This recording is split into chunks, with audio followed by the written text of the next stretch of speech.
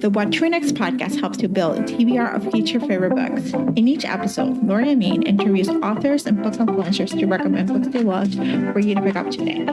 If you're an avid reader, always looking for your next great read, then the show.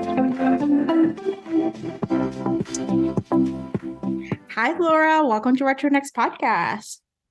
Laura, it's great to be here. Thanks for having me again. So happy to have you here. Tell us what you've been up to. I've had a crazy year. My debut novel came out exactly a year ago, March 1st of 2022. And it's a middle grade book. So that's a story that's geared towards 8 to 12-year-olds, give or take, depending on reading level. And it's called Crossing the Pressure Line. And it's a book that's perfect for kids who love animals, the outdoors, dogs, fishing, swimming, art, books, and setting really big, bold goals for themselves. So it came out like 12 days before I turned 48 years old. So I'm here to tell you that dreams do come true. And midlife is also the best. Don't let anyone tell you differently. But it's been a busy year, kind of pounding the pavements and getting out there and having author appearances and doing podcasts and all sorts of amazing things that are taking me out of my comfort zone in a huge way. But I'm just saying yes to all of it and embracing it all. I love it. I love the fact that we're saying yes to bigger new challenges, new things, putting ourselves out there, and that midlife is not something to be dreading. Like, I know there's an article about millennials heading midlife and not having a midlife crisis. And it's like, I'm pretty comfortable. I'm like 41. I'm turning 42 this year. And I'm like, it's like actually a pretty good space to be, It is. And I would actually argue, I think in a lot of ways, I don't know how you feel, but I feel like my 40s have been better than my 30s. And I feel like my 30s were better than my 20s. I feel like kind of with each year that you go through, you dig deeper into who you are and what makes you tick and what fills your soul. And there's like less apology. Like I'm not going to apologize for what brings me joy anymore. And it's great. It's great. It's great. Oh, yeah. Love this. All right. So we're going to chat some literary fiction, but great for romance lovers. So it's a bridge to our romance lovers who may be intimidated with literary fiction or may just think about like, oh my gosh, what am I getting myself into? And so these books have heart, these books have stories that are engaging, that will get you going for it. So Laura, tell us about this particular trope or, genre. Well, I love that you have me onto this podcast, and I love that your listeners primarily love romance. And of course, I'm like the literary fiction lover.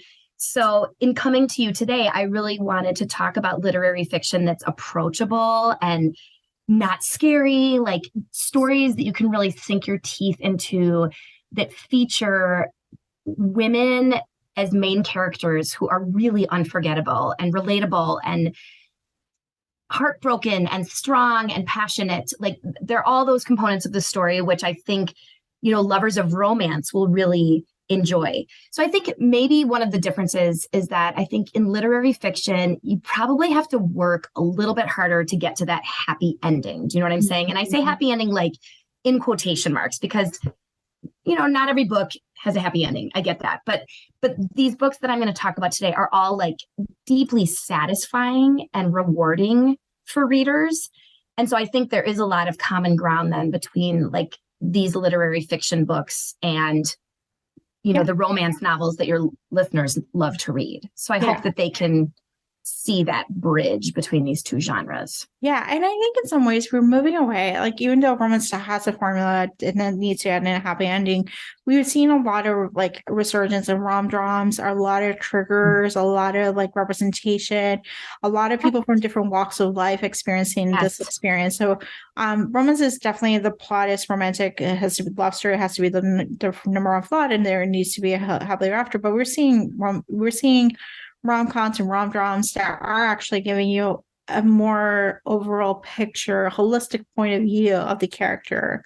We're seeing, strong female protagonists, main character energy, in it. And so we're seeing that they have to work hard to get to that place too.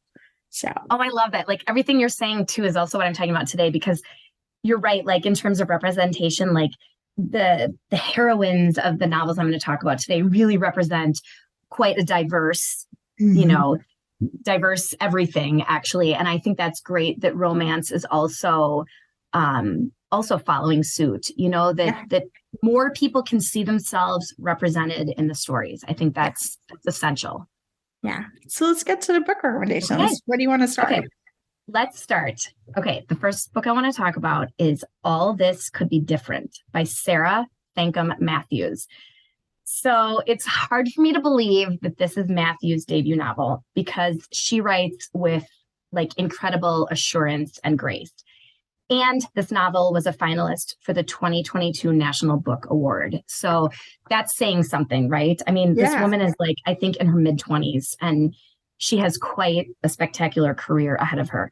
Yeah. So, All This Could Be Different is an examination of life in your early 20s when everything is like hard and heady and exhilarating, and you feel like your life is stretching in front of you endlessly and indefinitely for better or for worse, if that makes any sense. I distinctly remember feeling like that when I Yeah. was in my early 20s. So, Matthews herself is a gay woman of Indian descent, and her main character, Sneha, is also. So Sneha is basically a train wreck waiting to happen. I'm not giving any spoilers away, but right when you start the book, like, oh, poor Sneha. She's just gotten out of college and she's moved to Milwaukee for her first job. And I'm actually born and raised in Milwaukee. And so I loved seeing the landscape through Matthew's eyes. Um, Sneha has also just come out of the closet. She has a crappy landlord, a crappy boss. She has no car. She hardly has any money. And she is desperate for connection and romance and, yes, sex. So what could go wrong, right? Haha. Sneha's story is like, it's full of such heartache, but it also has like these lush sensory details. And so as you read it, you feel like you're walking down the street with her. You feel like you're sitting in a trendy bar with her, sipping like a craft cocktail. I mean, you can just hear it and feel it and taste it and smell it. Um, so I don't want to give anything away about whether or not Sneha finds love, but she does go on some dating apps. So she has an abundance of interesting moments. But I will say, above all, this book is such a tribute to love of friends, like friendship, and the people who hold us together when we might otherwise fall into a million pieces. So Sneha really has this amazing crew of friends around her, and I was devastated to say goodbye to them at the end of the book. Like it's such a rewarding read, and it really took my breath away. Oh my gosh, I need to add this one to the TBR because I remember my 20s to be such a hot mess. And so we thought we knew better. Yeah. We thought we knew better, but our life, like we're not earning enough money, we're living in crappy apartments, where our friendships can be sad. Like some are good, some of them are like not so good. Our dating, life can be a mess. So It brought it all back to me. I mean, I'm a long ways away from that time in my life, yeah. but this book is just so tender and it reminded me of that chapter in my life. And it's a great book. I can see why why it was a finalist for the National Book Award. So That's enjoy amazing. when you finally read it. Thank you. All right. So what's the next recommendation? The next one is called Tomorrow and Tomorrow and Tomorrow by Gabrielle Zevin. And this is Zevin's fifth novel for adult readers. And it's gotten so much hype and so much praise. And I can tell you that it is completely justified. Like, this book might look big when you pick it up. It is. It's sort of like a sprawling epic, but it's so intimate. And like the minute you start it, you're sucked in. So it's about these two best friends, Sadie and Sam, and they meet as little kids in a hospital in Los Angeles under sort of traumatic, not sort of, very traumatic circumstances. But then they reconnect later when they're in college in Boston. And again, I'm not really giving any spoilers here, but they love each other more than like anyone on earth. And it's a platonic love, but it will really touch you the way that they look out for each other, and the way that they embrace each other in their lives. So, long story short, the two of them, Sam and Sadie, after they graduate from college, they decide to go into business together, developing video games, which sounds like a total stretch, but I can assure you that you need to know nothing about video games for this book. I certainly know nothing about video games, and I was like totally entranced by this story, because they're creative and they're brilliant. And their story, Tomorrow and Tomorrow and Tomorrow, is like this soulful, generous, very affecting look at a companionship between two people. So it's kind of like a romance, but it's not, because as I said, they're platonic. But you get everything out of their relationship that you would from a romantic relationship, except for the sex, of course. Like, they have arguments, miscommunications, forgiveness, affection. And frankly, I cried numerous times while reading this book about their journey together. So I just absolutely loved this book. And bonus points if you love Shakespeare or Emily Dickinson or the Oregon Trail, because all of those things are like threads that are woven through the book. And I know that sounds totally eclectic, and it is, and it's fabulous, and it works. And I loved this book.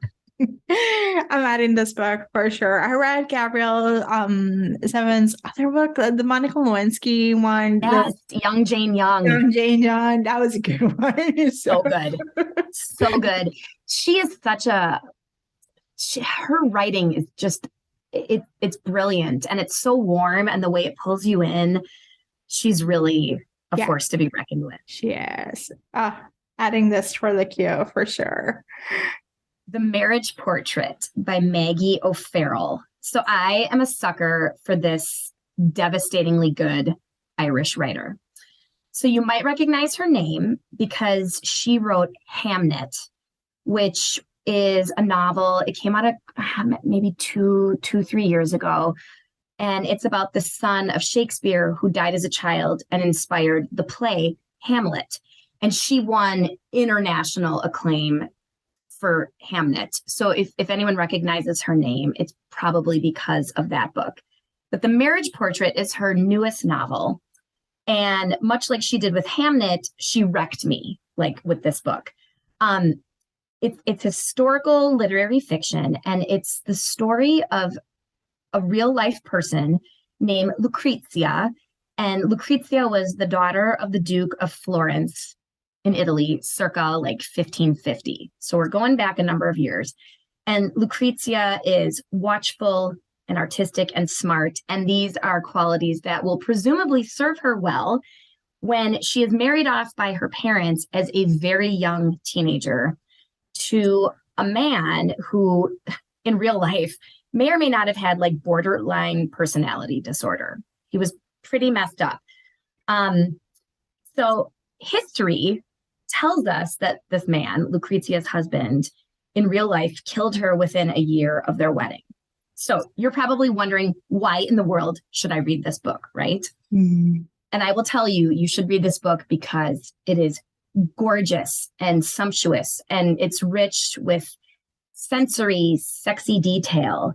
And because O'Farrell will keep you on your toes until the very last page and even after the book ends. So yes, there is some distinct romance in The Marriage Portrait. But again, this is another book that like looks at deep, abiding friendship, like especially between women, because there's a woman character that Lucrezia looks to repeatedly during this story for support and understanding and even joy. And I also think it's about the relationship that Lucrezia has with herself, discovering how brave and strong she is. And I will also say that the ending is unbelievable. Like it's such a good book. So loved it. It will suck you right in, and it's unforgettable. I'm adding this one too. Like, you're giving me actual recommendations. I'm actually adding. I did read I Am, which is Maggie Farrell's Brushes with Death. Her memoir, which I thought was so good. It was so good. I was like, you could never, like, how many lives she has, you know?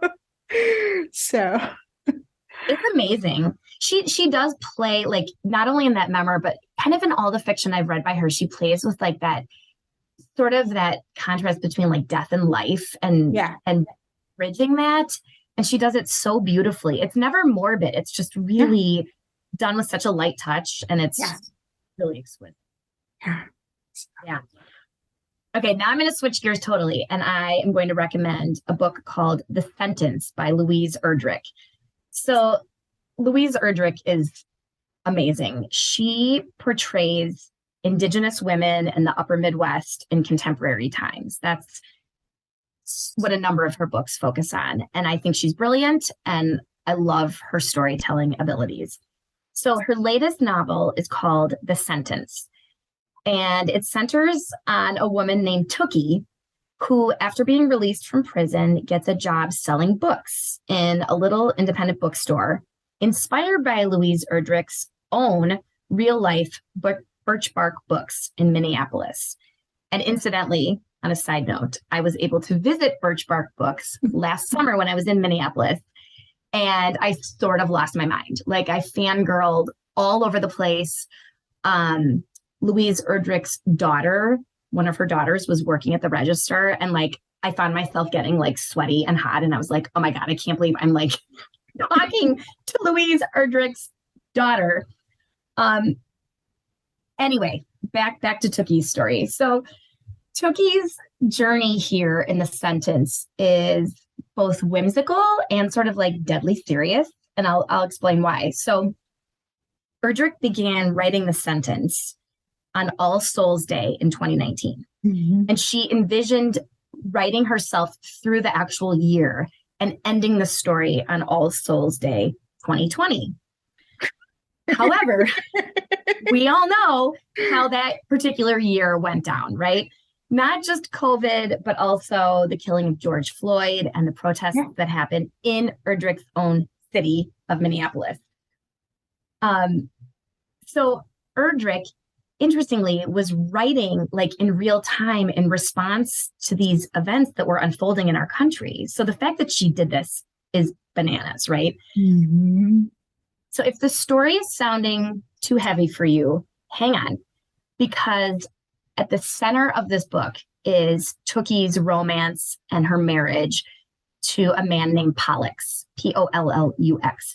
And Pollux is her like unbelievably sweet husband, who happens to be one of the most compassionate, like empathetic men that I've encountered really in any novel that I've read. Like, I love Pollux. So their relationship, I feel, is like the beating heart of this novel.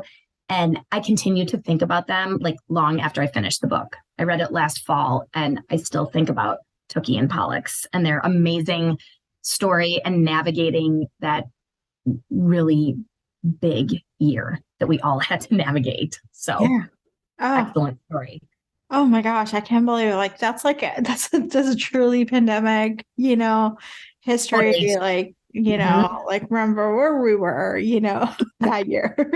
Yeah, and I feel like the pandemic is almost giving rise to this new genre of like pandemic fiction, because I've read a number of novels now that do like directly reference the pandemic and how the characters got through that time. And I think that's really interesting to see the art and the creativity that have sprung from such a stressful experience. Yeah. Yeah. Okay. Switching gears entirely. No more pandemic here. We're going to move on. The last book I want to talk about is This Time Tomorrow by Emma Straub.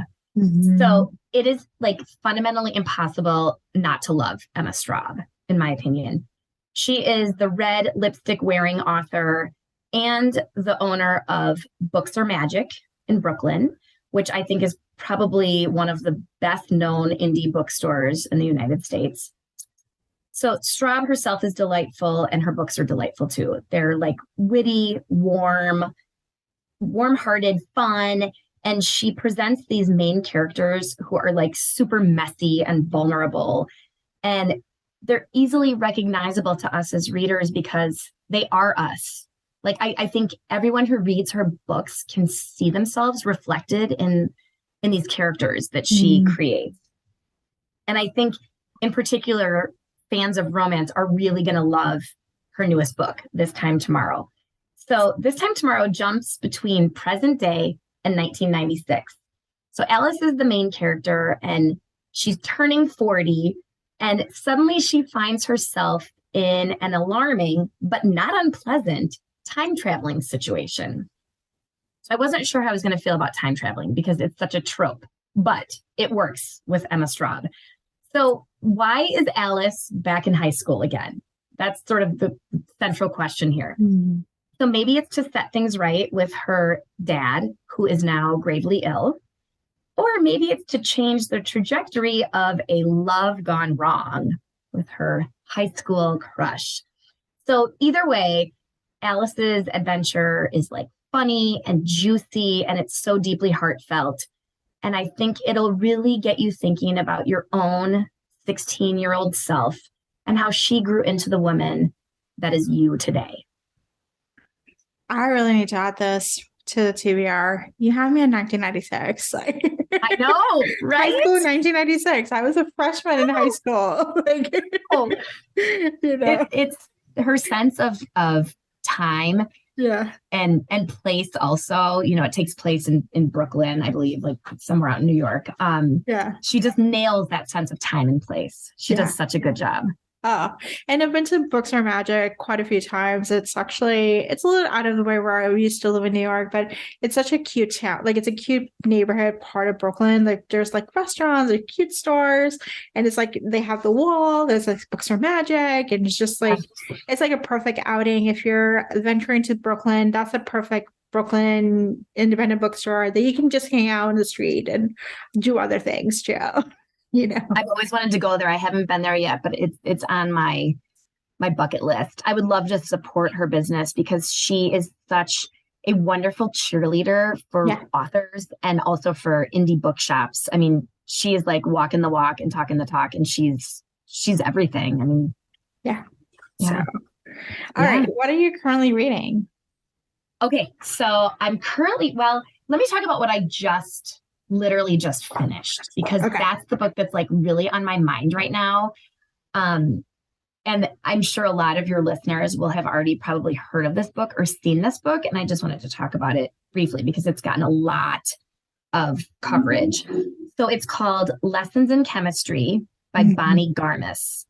And I'm so excited to talk about this one because it's Garmis's debut novel and she's in her 60s. So I love that, like right off the bat. I'm like, okay, Bonnie Garmis is a total badass. Like, amen to her for following her dreams. She is incredible. So another reminder that it's never too late for us, right?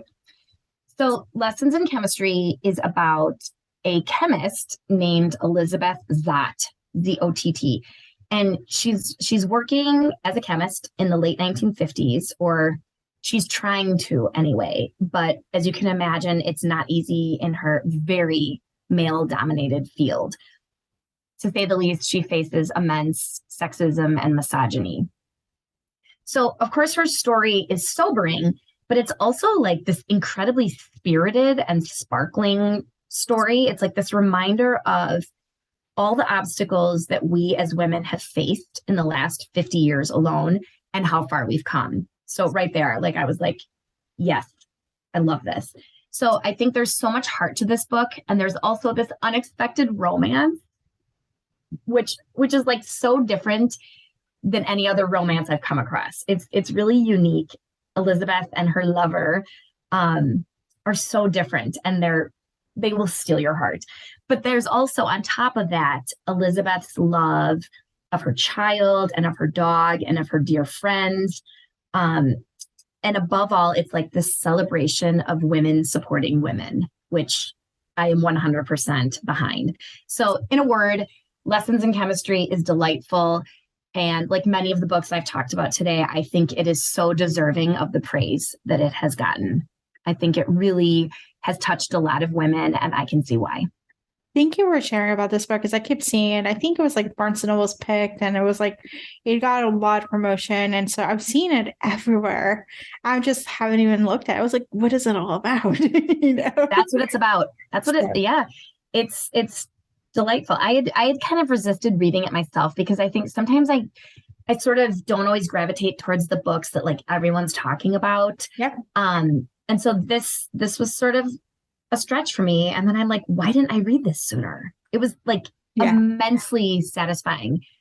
Again, like I think every book I've mentioned today, when I got to the end of it, I was sad to say goodbye to the characters. Yeah. This is a good, Mhm. this is a sign of a good book. So It is. So I stand by all the books I've talked about today because the characters really are um everything, and they have such heart and such soul, and it's hard to like bid farewell to them, you know, when you close the book. That is the sign Yeah. of a great read, I think. That is a sign of a great read. So Laura, Mhm. tell us where you can find you online. You can find me online on Instagram at Laura at the library, and there are underscores between each of the words. Laura at the library.